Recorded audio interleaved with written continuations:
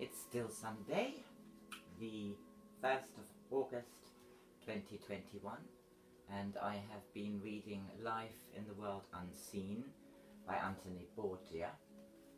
This is the second part of the book with the same name. The first part was Beyond This Life, and it had 10 chapters, and it's the second part, The World Unseen, and it has 20 chapters. Anyway, I am now on chapter 12, Famous People. Famous people. To leave the earth would and to make up permanent residence in the spirit world is not such a personal upheaval as some people might be disposed to imagine. It is true that for a great many all earthly ties are severed, but when we pass into the spirit world, we meet again those of our relatives and friends who have passed over before us. In this respect, we start a fresh period in our lives, apart altogether from the new life that begins with our entry into the spirit world. The meetings with relations and friends are something that must be experienced in order to grasp the full significance and joy of reunion. Such meetings will only take place where there is mutual sympathy and affections. We will not, for the moment, consider any other. These gatherings will continue for some while after the arrival of the new resident. It is natural that sorry, I have to just take care of this. Zipsy, there's nothing there, mate. Come on, it's all gone. There's nothing there.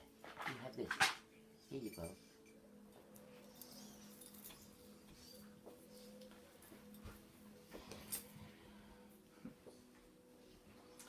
Now, where was that? We will not for the moment consider any other. These gatherings will continue for some while after the arrival of the new resident. It is natural that in the novelty both of surroundings and conditions, some time should be spent in a grand exchange of news and in hearing of all that has transpired in the spirit lives of those who have predeceased us. Eventually, that time will come when the newly arrived individual will begin to consider what it is he is to do with his spirit life. Now, it might be said that with most of us on the earth plane, we have a twofold existence: our home life and the life connected with our business or occupation.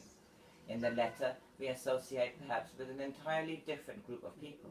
It is therefore in the natural order of things here in spirit that much the same state of things should also exist. The scientist, for example, will meet first of all his own family connections. When the question of work is broached, he will find himself among his old colleagues who have passed into the spirit world before him, and he will again feel more than at home.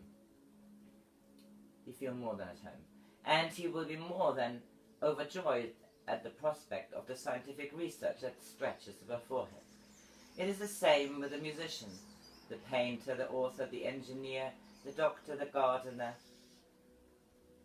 the stonemason, or the man who weaved carpets in a factory, to mention but a fraction of the many occupations, both of the earth and spirit worlds. It will be seen from this that the question which puzzles many folk, namely, what becomes of the famous people in the spirit world, that practically answers itself. Fame in the spirit world is vastly different from fame in the earth world. Spiritual fame carries with it distinctions of a very different order from the earthly distinctions, and it is gained in one way only, in service to others. It sounds almost too simple to be feasible, but such is the case, and nothing will alter it. Whether the earthly famous will reside in the realms of light immediately after their dissolution remains with themselves. The law applies to all, irrespective of earthly position. A certain inquisitiveness concerning the general fate of those well known upon the earth plane is possessed by most people who are in their earthly days of psychic study. The mere fact of their being well known is sufficient, but none calls forth more curiosity than the historically famous people. Where are they, the masters in all branches of earthly endeavour, the names that are familiar in the history books? They must be somewhere, most certainly they are. A good number of them are to be found in the dark realms, where they have been living for countless centuries, and they are more than likely to continue for more countless centuries. Others are in the exalted realms of light and beauty, where their noble lives upon earth have found their just reward. But there are many, a great many, who will find themselves within these realms whereof I have tried to give you some account. I cannot do better than give you an example of which, for our present purpose, I gather a few details. It concerns the passing into the spirit world of a royal personage. I take this case because, although an extreme one, it demonstrates more clearly than any other the principles that govern life in general in the spirit world. In this particular case, we knew beforehand that this personage was about to come to the spirit world. His own countrymen were naturally interested in what was about to take place. His own family, in common with other families here, were ready and awaiting his arrival. A short illness was the occasion of his passing here, and as soon as dissolution had taken place, he was taken to the home of his mother, who had everything in readiness for him. The home is an inconspicuous one, similar, broadly speaking, to others here about. The news had spread that he had at last arrived. There was no universal rejoicing such as he might place upon the earth plane following a safe homecoming, but happiness was felt for all those who were directly concerned with the arrival in the spirit world of this well-known and much-loved figure. And there he remained for a time, enjoying a seclusion and freedom of action, and the simplicity of life that had been denied him upon the earth plane. He needed rest after his active life and the illness that terminated his earthly span. Numbers of people who had formed part of his official circle as well as his private circle and who had passed on before him had called to inquire after him, but they had not seen him as yet. There had been, of course, a grand family reunion, and as soon as he had rested sufficiently, he issued forth to see the wonders of his new life. He retained, to a notable extent, his former and usual personal appearance.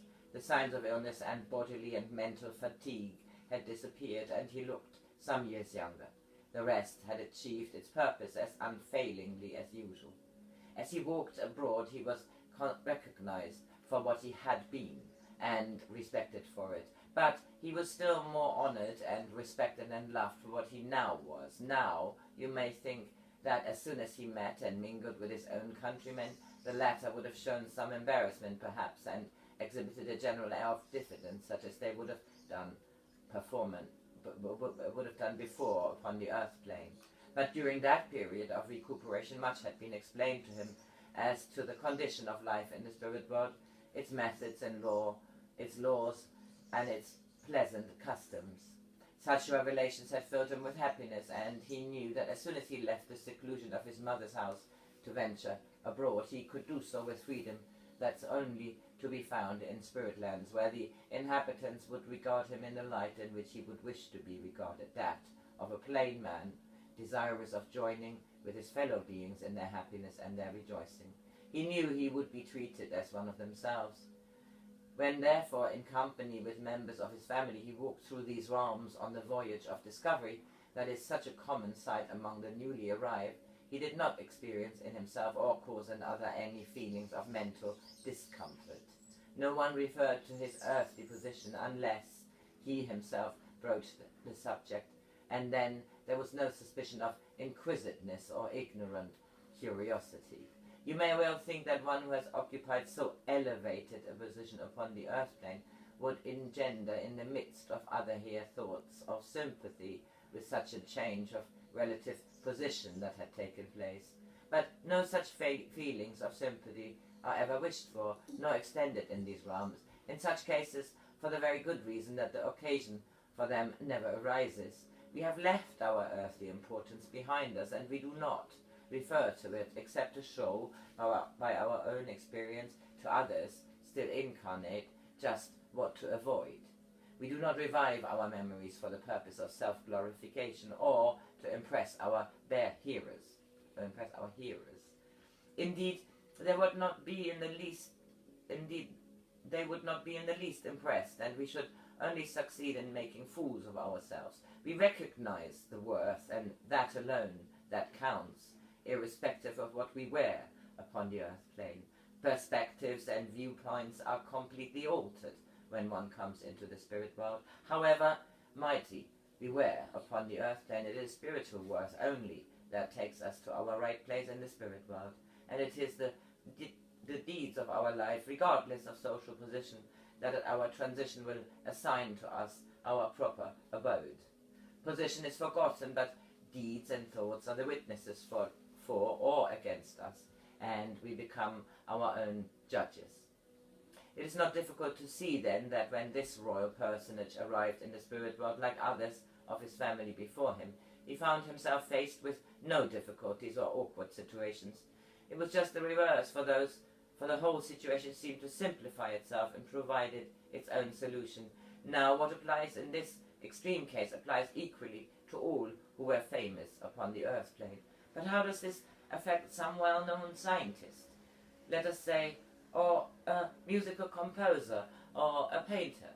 To us and to themselves, they will be learners and humble learners too, in whatever branch of science or art these earthly lives were led in. To you, still incarnate, there are famous names, and when we have occasion to refer to them in speaking to you, we use those names by which they are familiar. Here in the spirit world, they dislike to be referred to as masters or geniuses. Their names, however famous, means nothing to them personally, and they sternly repudiate anything that even remotely approaches the hero worship that the earth world accords them.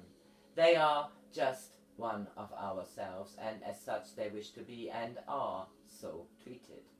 In the spirit world, the law of cause and effect applies equally to all people, regardless of their former earthly status. This law is no new thing.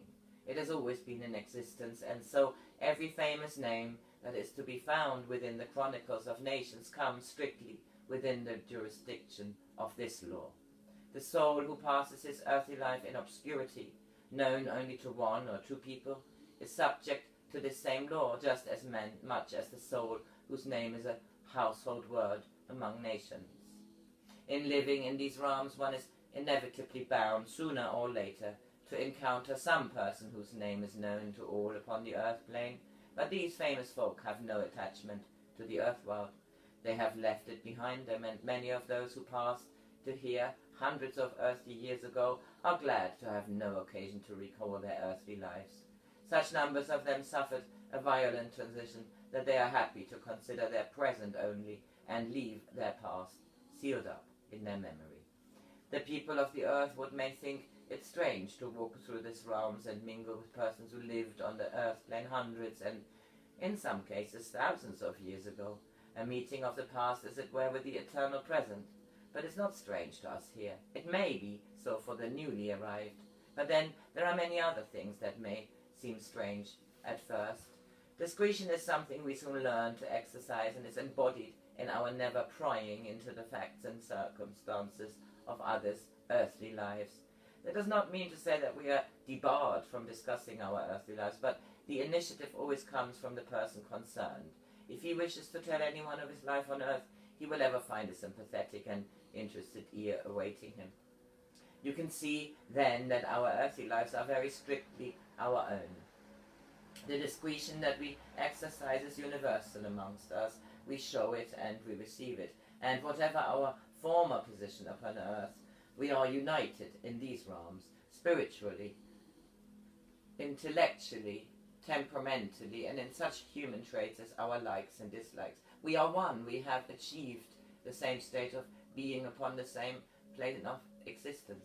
Every fresh face that enters these realms receives the same heartfelt welcome without reference to what he was upon earth. One will meet many people here who were famous upon earth in all sorts of places and pursuing all sorts of occupations. Some of them latter a continuation of the earthly calling, and some perforce entirely new. All alike are approachable without formalities of any kind whatever.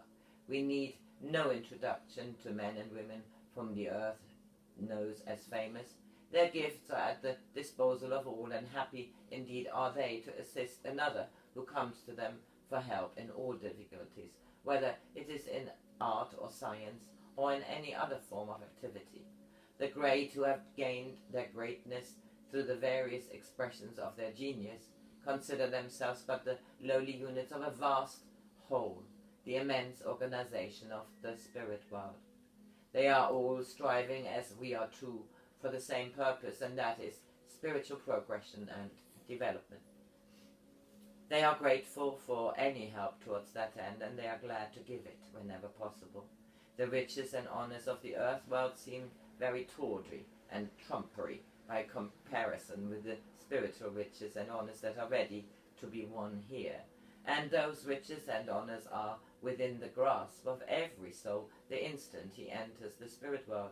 They are his spiritual birthright, of which no one can deprive him, and it rests with himself just how long it will be before he gains them. Earthly greatness may seem very tangible while we are in the midst of it. Just how tangible it is can be seen as soon as our dissolution takes place. Then we find that it is spiritual greatness that is concrete and permanent. Our earthly prominence just melts away as we step into the spirit world, and we stand revealed for what we are, not for what we wear. Several of the earth's world's famous people have spoken to me of their awakening in the spirit world, and they have told me of the shock of revelation they received when they beheld themselves for the first time as they really were. But oft times greatness of earthly position goes hand in hand with greatness of soul, and thus spiritual progression and development continue without intermission from the moment of dissolution. Oh, this is the end of chapter 12. Chapter 13 is entitled Organization, and I think I'll save that. Happy Sunday night.